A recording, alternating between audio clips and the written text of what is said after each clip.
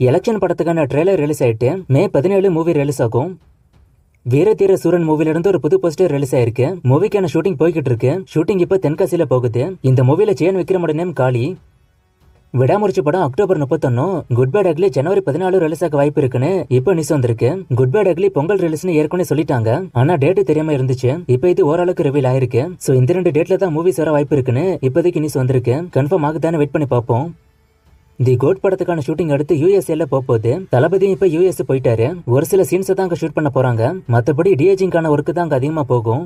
Surya 44க்கான shooting June மாசம் ஆரம்பிக்கும் நான் ஏற்கனவே சொல்லியிருந்தேன். இது இப்போ ஆல்மோஸ்ட் கன்ஃபார்ம் ஆயிருக்கு. June first week shooting start ஆகும். படத்தோட மேக்ஸிமம் சீன்ஸ் செட் போட்டு தான் எடுக்க போறாங்க. இதையும் நான் ஏற்கனவே சொன்னேன். அண்ட் இந்த மூவில மலையாள ஆக்டர் ஜோஜி ஜார்ஜும் ஒரு முக்கியமான ரோல் பண்ண போறதா இப்ப நியூஸ் வந்திருக்கு. ஏற்கனவே இவரு கார்த்திக் சுப்ராஜோட ஜெகமே தந்திர மூவில நடிச்சிருக்காரு. அண்ட் இந்த மூவிக்கு மியூசிக் சந்தோஷ் நாராயணன் பண்ண போறது ஆல்மோஸ்ட் கன்ஃபார்ம். அப்டேட்டும் சீக்கிரமே எதிர்பார்க்கலாம்.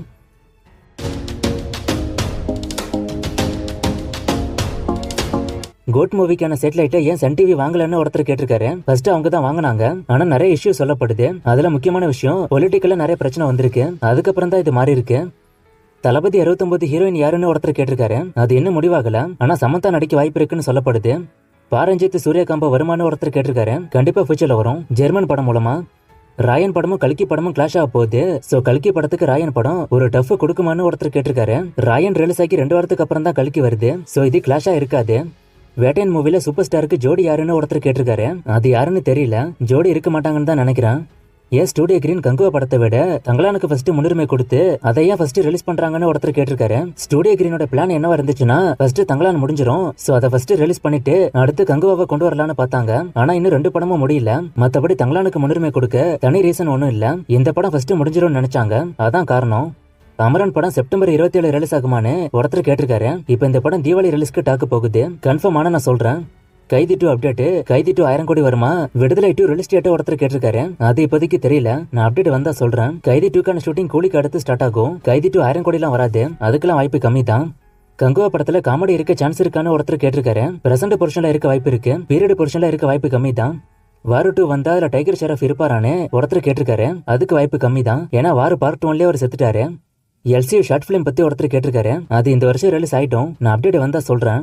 தி கோட்ல வைபவ் இருக்காரான்னு ஒருத்தர் கேட்டிருக்காரு. அவரும் இருக்காரு. இத பூஜை வீடியோ பார்த்தாலே தெரியும். ரோமியோ படம் நல்லா தான் இருக்கு. அப்புறம் ஏன் இது ஃபிளாப்னு கேக்குறீங்க? ஓரளவுக்கு பார்க்கக்கூடிய படம் தான். ஆனா வசூல் வரல. அதான் ஃபிளாப். புஷ்பா 2ல ஃபகத் ஃபாசிலோட ரோல தான் விஜய் சேதுபதிக்கு ஃபர்ஸ்ட் அப்ரோச் பண்ணாங்களான்னு ஒருத்தர் கேட்டிருக்காரு. இல்ல அது வேற ரோல்.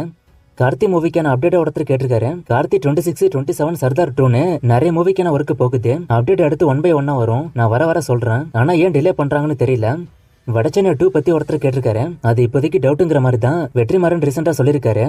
ஸ்டார் மூவிக்கான ரிவ்யூ நிறைய பேர் கேக்குறீங்க.